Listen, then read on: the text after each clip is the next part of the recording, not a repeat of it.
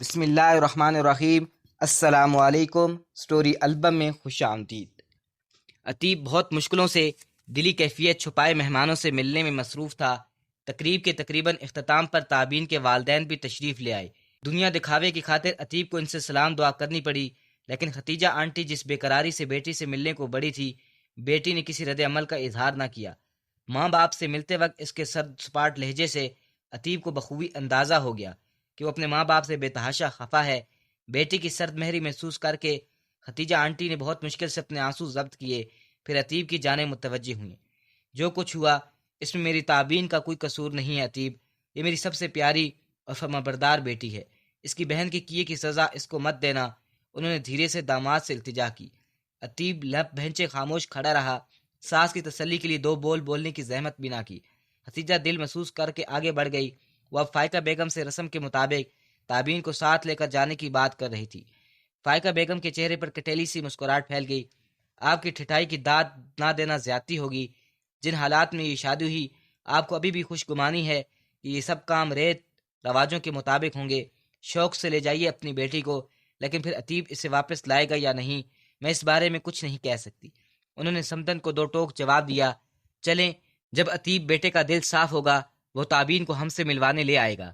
ختیجہ دل گرفتہ سے یہی بات کہہ پائی تھی۔ ان کے جانے کے بعد رضوان صاحب نے بیوی کو خفگی سے دیکھا۔ کیا ہو گیا ہے فائقہ؟ میں سوچ بھی نہیں سکتا تھا کہ تم بھی عام عورتوں کی طرح یوں کرو گی۔ یوں ختیجہ بھابھی کو تانے دینے سے کیا حاصل؟ جب انسان کی زندگی کسی غیر معمولی واقعے سے دوچار ہوتی ہے، تبھی اس کے تحمل، حقیقی ظرف اور برداشت کا اندازہ ہوتا ہے۔ میں کسی بھی طرح کے حالات میں تم سے کم ظرفی کی توقع نہیں کر سکتا۔ رضوان صاحب شریک سفر پر خفگی کا اظہار کیے بنا نہ رہ پائے۔ میں اس وقت بڑے ظرف کا مظاہرہ نہیں کر سکتی رضوان، میری زندگی کی سب سے بڑی خوشی ان کی بیٹی کی وجہ سے غارت ہوئی ہے۔ میرے بیٹی کی زندگی کو تماشا بنا دیا گیا۔ یہ ہو ہی نہیں سکتا کہ ختیجہ بھابھی کو بیٹی کے عمل کی بھنک بھی نہ پڑی ہو۔ اس نے یقیناً پہلے گھر والوں کو منانے کی کوشش کی ہوگی۔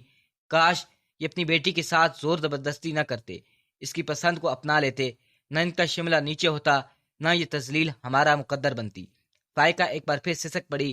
اچھا چلو اب حوصلہ کرو اور آنسو پونجو۔ ہر شہر میں خیر کا پہلو ہوتا ہے، اللہ سے خیر کی ہی امید رکھو۔ انہوں نے بیوی کو رسانیت سے سمجھایا۔ وقت کی نزاکت کو سمجھتے ہوئے فائقہ نے بھی فوراً ہی آنکھیں صاف کر کے چہرے پر زبردستی مسکراہٹ سنجا لی۔ فنکشن اختتام پذیر تھا اور اب انہوں نے مہمانوں کو رخصت کرنا تھا۔ شوہر کی میت میں وہ آگے بڑھ گئی تھی۔ پہلی رات کے بعد نہ عتیب نے اسے مخاطب کیا، نہ تابین کی طرف سے کوئی ایسی کوشش کی گئی۔ وہ ایک چھت تلے اجنبیوں کی مانند زندگی گزار رہے تھے۔ عتیب تو صرف سونے کے لیے ہی کمرے کا رخ کرتا، جبکہ تابین کا سارا وقت کمرے ہی میں گزرتا۔ جب تک کشف گھر میں تھی وہ اس کا خیال رکھنے کی اپنی سی کوشش کر لیتی، لیکن اب وہ واپس ہاسٹل سدھار گئی تھی۔ کشف میڈیکل کی اسٹوڈنٹ تھی اور دوسرے شہر کے میڈیکل کالج میں ایڈمیشن کی وجہ سے وہی ہاسٹل میں مقیم تھی۔ آئمہ آپی کا گھر قریب تھا، وہ ہر دوسرے تیسرے دن چکر لگاتی تھی، لیکن تابین پر ایک کٹیلی سی نگاہ ڈالنے کے سوا اسے مخاطب تک کرنے کی رداد نہ ہوتی۔ ہاں، کبھی سامنا ہونے پر ان کے شوہر مدثر بھائی شفقت بھرے انداز میں اس سے حال احوال ضرور دریافت کرتے۔ دونوں بچوں کی البتہ وہ فیورٹ مامی تھی۔ وہ آدمی ساتھ ہی ان کے کمرے میں گھس جاتے۔ تابین جو انسانوں سے بات کرنے کو ترستی تھی، ان بچوں کا دم اسے غنیمت لگتا۔ وہ ان کے ساتھ کارٹون دیکھتی، انہیں کہانیاں سناتی اور کبھی کبھار لڈو کی بازی بھی چھمتی۔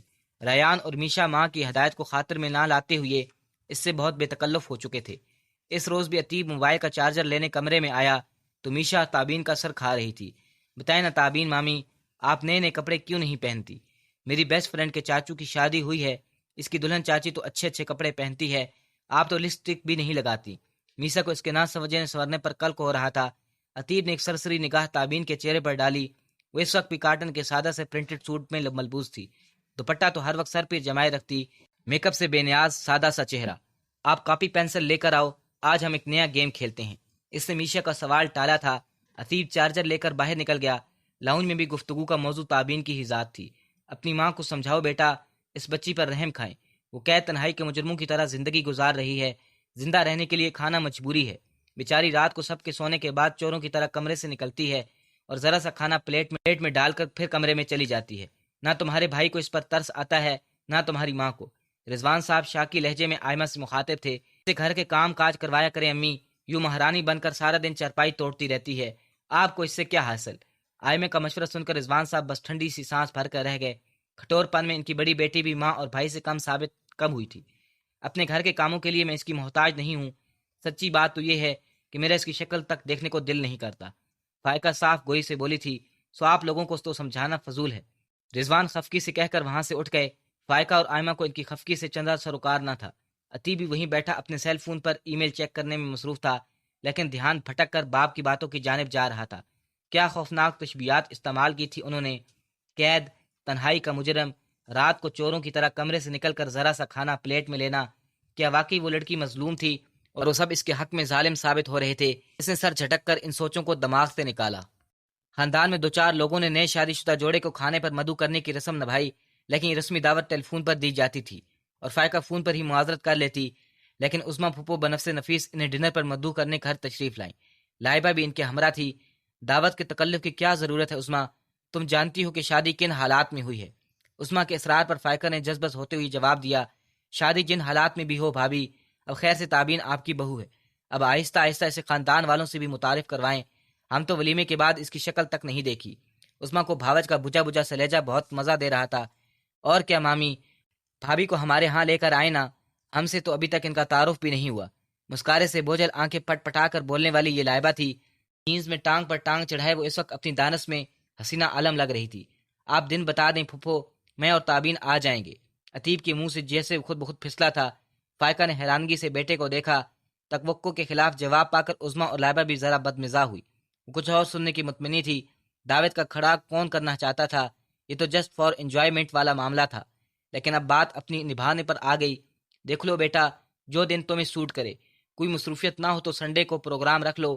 عظمیٰ نے مصنوعی مسکراہٹ چہرے پر سجا کر بھتیجے کو مخاطب کیا۔ ٹھیک ہے پھپھو، عتیب نے ان کی تجویز کو تائید کی۔ بھابھی کو تو بلائیں عتیب، پچھلی بار ہم آئے تھے جب بھی ان سے ملاقات نہیں ہوئی۔ لائبہ نے اسے جج کرنے کی اپنی سے ایک اور کوشش کی۔ خاندانی سی آئی ڈی کے نتیجے میں تابین کے اس گھر میں مقام میں سب بھی واقف تھے۔ وہ سو رہی ہے۔ فائقہ نے اس بار بیٹے کو جواب دینے کی زحمت سے بچا لیا۔ پچھلی بار بھی سو رہی تھی، کیا انہیں اتنی نیند آتی ہے؟ لائبہ لطف اندوز ہوتے ہوئے بولی۔ عتیب نے بہت مشکل سے اپنی ناگواری چھپائی تھی۔ چند منٹ ان کے پاس بیٹھ کر وہ بیڈ روم میں چلا گیا۔ تابین جائے نماز پر بیٹھی تھی، دعا کے لیے ہاتھ اٹھے تھے اور بند آنکھوں سے موتیوں جیسے آنسو گالوں پر پھسل رہے تھے۔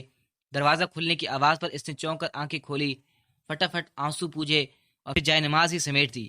اس وقت عتیب کے کمرے میں آمد غیر متوقع تھی۔ وہ اس لیے تھوڑا سا گڑبڑا گئی اور عتیب سوچ رہا تھا کہ یہ لڑکی ہر کام اتنی چوری چھپے کیوں کرتی ہے۔ وہ فجر کی نماز کے لیے بھی بالکل دبے پاؤں اٹھتی تھی، لیکن عتیب اتنے دنوں اس کے معمولات سے بخوبی آ چکا تھا۔ چاہے چوری چھپی صحیح، لیکن نماز پوری خشوع سے ادا کرتی تھی۔ عظمیٰ پھپھو کے ہاں ڈنر پر جانے کی نوبت ہی نہ آئی۔ انہوں نے اپنی کسی ہنگامی مصروفیت کا عذر پیش کرتے ہوئے ڈنر آئندہ کسی تاریخ تک مؤخر کر دیا۔ بس اتنی سی بات تھی امی، ایسے لوگوں سے نمٹنے کا یہی طریقہ ہوتا ہے۔ آپ اس روز بلا وجہ پریشان ہو رہی تھی۔ عتیب نے مسکرا کر ماں کو مخاطب کیا۔ فائقہ بھی مسکرا دی۔ عظمیٰ کے ڈنر سے جان چھوٹی تو عادل اور نازش نے پیچھا لے لیا۔ وہ نئے شادی شدہ جوڑے کو اپنے ہاں لنچ پر مدعو کرنا چاہ رہے تھے۔ عتیب کو ان کے اصرار کے آگے ہار ماننا پڑی۔ تابین کو بتا دیں امی کہ کل تیار ہو جائے، عادل نے لنچ پر انوائٹ کیا ہے۔ اس نے تابین کو خود مخاطب کرنے کی بجائے یہ کام فائقہ کے سر پر ڈالا۔ ایسے کب تک چلے گا عتیب؟ فائقہ نے گہری سانس اندر کھینچتی ہوئی سنجیدگی سے بیٹے کو مخاطب کیا۔ کیسے کب تک؟ وہ واقعی کچھ نہ سمجھا۔ تمہارے ابو نے میرا پیچھا ہی پکڑ لیا ہے۔ وہ تم سے اور مجھ سے بہت خفا ہیں۔ کہتے ہیں کہ اگر عتیب یہ رشتہ نبھانے میں سنجیدہ نہیں تو اس لڑکی کو اپنے نام سے جوڑ کر کیوں اپنے گھر میں بٹھا رکھا ہے؟ یہ تابین کے ساتھ بھی زیادتی ہے۔ عتیب جلد از جلد کسی فیصلے پر پہنچے۔ بہتر تو یہ ہے کہ تابین کو اپنا لے، اور اگر اس پر راضی نہیں ہوتا تو اسے نام نہاد بندھن سے آزاد کر دے۔ فائقہ نے شوہر کا پیغام منو عام بیٹے تک پہنچایا۔ عتیب چپ سا ہو گیا۔ یہ تو ابو کے الفاظ ہیں نا، آپ کیا کہتی ہیں امی؟ کچھ لمحوں کے توقف کے بعد اس نے ماں کی رائے چاہی۔ میں تمہیں کیا بتاؤں بیٹا، میری تو عقل خود سے معاف ہو گئی ہے۔ تمہارے ابو کی باتیں سن کر میں بھی وقتی طور پر شرمندہ تو ہو جاتی ہوں، لیکن سچ تو یہ ہے میں اس لڑکی کے لیے اپنے دل میں قطعی گنجائش نہیں پاتی۔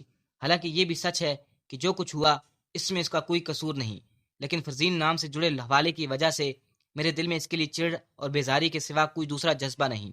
فائقہ صاف گوئی سے بولی۔ عتیب خاموش رہا۔ لیکن تم اپنے فیصلوں میں آزاد ہو بیٹا، تمہارے ساتھ جو زیادتی ہو چکی ہے اب میں کوئی اور زیادتی نہیں ہونے دوں گی۔ سوچ سمجھ کر جو مرضی فیصلہ کرو، نہ اپنے ابو کے دباؤ میں آنے کی ضرورت ہے، نہ میری رائے کو حرف آخر جانو۔ اپنے دل کو ٹٹولو، جس بھی فیصلے پر پہنچو مجھے آگاہ کر دو، تمہارا ہر فیصلہ ہمیں قبول ہوگا۔ فائقہ پر اس وقت صرف ممتا بھرے جذبات حاوی تھے۔ عتیب نے بنا کچھ کہے محض اصابت میں سر ہلا دیا۔ آج جو پہلی بار اسے اپنی بیوی کی حیثیت سے کہیں لے کر جا رہا تھا، تابین دعوت کے لیے بہت اہتمام سے تیار نہ ہوئی، لیکن عتیب کو دل میں قائل ہونا پڑا کہ اس معمولی سنگھار میں بھی وہ بہت پیاری لگ رہی تھی۔ عادل اور نازش نے ان کا گرم جوشی سے استقبال کیا، اور جب تابین اور عادل کی والدہ کا آمنا سامنا ہوا تو تابین لپک کر ان سے ملنے آگے بڑھی۔ شگفتہ آنٹی نے بھی وحلانہ انداز میں تابین کو ساتھ لپٹایا تھا۔ عتیب میاں، ہمیں تو خبر ہی نہ تھی کہ تم نے میری سب سے چہیتی شاگرد سے بیاہ رچایا ہے۔ وہ مسکرا کر عتیب سے مخاطب ہوئی۔ عادل کی والدہ شگفتہ جلال مقامی گرلز کالج میں ایسوسیٹ پروفیسر تھی، اور یقیناً تابین کو ان کی شاگرد ہونے کا شرف حاصل تھا۔ استاد شاگرد کی اس اتفاقی ملاقات پر عادل اور نازش بھی خوشگوار حیرت سے دوچار تھے۔ ماما، آپ ہمارے ساتھ عتیب کے ولیمے پر چلتی تو انکشاف پہلے ہی ہو جاتا کہ بھابھی آپ کی اسٹوڈنٹ ہے۔ عادل مسکرا کر ماں سے مخاطب ہوا۔ مجھے کیا پتا تھا بھائی کہ تابین کی شادی عتیب سے ہوئی ہے۔ ہمارے کالج کی سب سے برائٹ اسٹوڈنٹ کی یوں اچانک شادی ہو گئی، ہمیں تو اس سے بڑی امیدیں وابستہ تھی۔ کئی برسوں میں پہلی بار امکان بنا تھا کہ اس بار میڈلز کی دوڑ میں ہمارا کالج بھی شریک ہو سکے گا، لیکن جن پر تکیہ تھا وہی پتے ہوا دے گئے۔ تابین، میں سخت خفا ہوں تم سے، تمہیں یوں اپنا تعلیمی سلسلہ منقطع نہیں کرنا چاہیے تھا۔ اگر ماں باپ نے رخصت کرنے میں جلدی کر ہی دی تھی تو تم شادی کے بعد اپنی ایجوکیشن کمپلیٹ کرتی۔ کتنی بچیاں ہیں جو شادی کے بعد بھی پڑھائی جاری رکھتی ہیں۔ شگفتہ آنٹی خفگی بھرے انداز میں اپنی چہیتی شاگرد سے مخاطب تھی۔ تابین سے فوری کوئی جواب نہ بن پڑا، کچھ سرپٹا سی گئی۔ عتیب کا حال بھی قدرے مختلف نہ تھا۔ اف ماما، آپ نے بھابھی کی یہی کلاس لے لی، کچھ خاطر تواضع تو کرنے دیجیے۔ عادل نے مداخلت کی۔ عتیب نے سکون کا سانس لیا۔ کھانے کے میز پر بھی شگفتہ جلال تابین کی تعریف کرتی رہی۔ اپنے پورے کیریئر میں مجھے تابین جیسے اسٹوڈنٹ دو چار ہی ملے ہیں۔ ذہانت تو چلو خدا داد صلاحیت ہے، لیکن اتنی چھوٹی عمر میں اتنی میچور سوچیں، ایسی سلجھی ہوئی شخصیت۔ انہوں نے اپنی چہیتی شاگرد کی شان میں ایک اور قصیدہ پڑھا۔ استاد کے منہ سے یہ الفاظ سن کر تابین کی آنکھیں جھلملا سی گئی، اور یہ جھلملاہٹ عتیب کی نگاہوں سے پوشیدہ نہ رہ پائی۔ اسے بخوبی یاد تھا کہ سہاگ رات تم جیسی لڑکی کے الفاظ سن کر تابین کیسے تڑپ اٹھی تھی، لیکن وہ پہلی اور آخری بار تھا جو اپنی ذات کے دفاع میں کچھ بولی تھی۔ اس کے بعد سے اس کے وجود نے چپ کی چادر اوڑھ لی۔ اس نے عتیب کی زندگی اور اس کے گھر میں اپنی حیثیت کے تعین کے بعد کوئی صدائے احتجاج بلند نہ کی۔ آج ایک معتبر ہستی کے لبوں سے اپنی تعریف سن کر اس کی آنکھوں کا ڈبڈبا جانا فطری امر تھا، اور یہ بات کہ عتیب ان جھلماتی آنکھوں سے نگاہیں چرانے پر مجبور ہو گیا تھا۔